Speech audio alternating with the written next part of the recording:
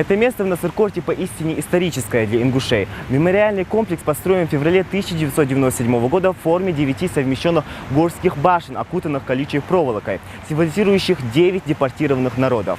А автор памятника – заслуженный художник Российской Федерации Мурат Полонкоев. В 2002 году удостоен за этот проект золотой медали Российской Академии Художеств.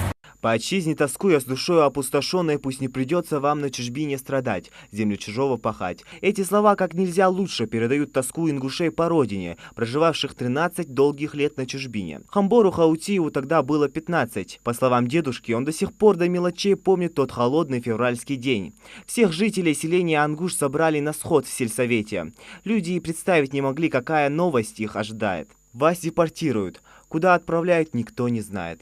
صوت عريقة شوية عشير شكولا سيخية يانوش تقصد يعني على تسبلميتا يخلا تشوف سوي سلات بوديان اللي يوحى ندرسه سيموت تشوير أقاس قديا وتيار تاع صبرا ياتر بيسي براد حجدي تاع حالها تاع خان مشى يرحج وشيخ حجي خوستي مجا شو قال حاجة آخر حقول ذيك وهارنخ اتسميا بخيتسميا تقسميا كونش حاجة حقول ذا مجد عندك بور بارسميا مجد عدغايش وبشي مري الله مخالا انقشتي عياشر. Путь предстоял долгий и трудный, времени на сборы просто не было. Женщин, детей и стариков поместили в холодные товарные вагоны и отправили в далекие края. Единственное, что спасало от холода в долгой дороге, это маленькая буржуйка. Этого тепла, конечно же, не хватало, ведь вагон продувало со всех сторон. Только представьте, в каждом из таких вагонов по 40 и более человек. Слабый огонек был больше символическим и напоминал депортированным о негасущей надежде. Несмотря на эти тяготы, ингуши не пали духом. Всю долгую дорогу люди не могли понять, за что и куда их везут. Через 18 дней поезд прибыл на станцию в Казахстан. Как только открылись двери вагона, люди почувствовали непривычный лютый холод. Со временем жить вдали от дома стало чуть легче. Надежду хотя бы раз увидеть родные края никто не терял.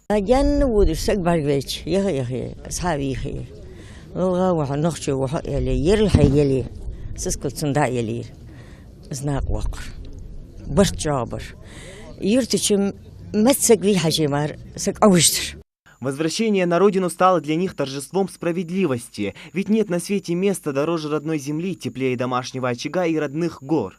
И вот спустя 13 лет долгожданное объявление. Вы возвращаетесь на родину. После этих слов будто все раны зажили в один миг.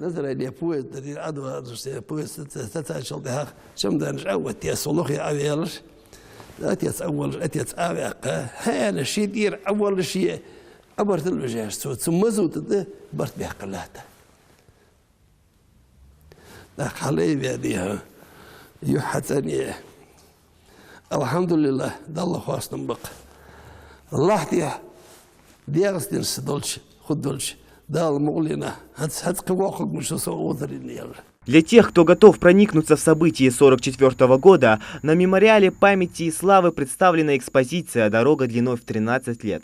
Мы с вами видим тут камни, 1944 год, и как бы к этому камню, от этого камня уже, от этой даты движется паровоз с вагоном к 1957 году. Это период, когда объявили о реабилитации, объявили о том, что разрешили, точнее, репрессированным народам вернуться на свою родину.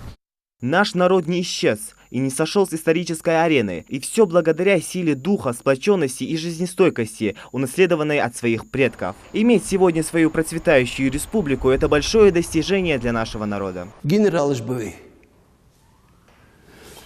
دي أنا يرم دي هنا دوا هذه يرتش بول بشيء بول بخديها وكان كان حكيتش بول كان أولمبياد دوا خي ده شو يحسبوه سيدول شمك الجح سوديا زعمتك مشي قستين تين عاد جاي حد وقت أوتوبس إن قشيتي يعني يالاتش هل سيدول شمك إن قشيتي يعني يالاتش أوتوبس يا هيك وضعه دو قمد شغات شوز تخون خوز تخوش تقاشد والهم تخوش ميل خلينت يرخدي أن تخدك داسر وي بويز دي بي Вы самолеты вы, вы республики вы. Дыки болыш, нах хаккакам тахкуаш дуаш-дордык, как нах бывай нахри бывай. Уже минуло 73 года. Народ гордо выстоял, не сломался, а только стал сильнее. Зелимхан Калоев, Рахман Цуров, Новости 24.